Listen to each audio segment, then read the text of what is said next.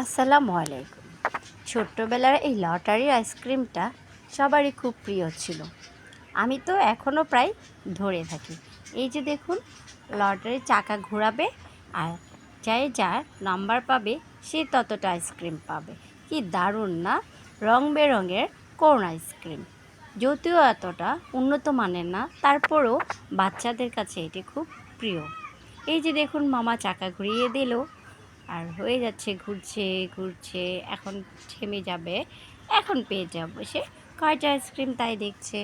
এটার ভিতরে হচ্ছে আর আইসক্রিম বরফ মালাই, আর তার চারপাশে দোকানের সাজানো আছে রং বেরঙের কোন।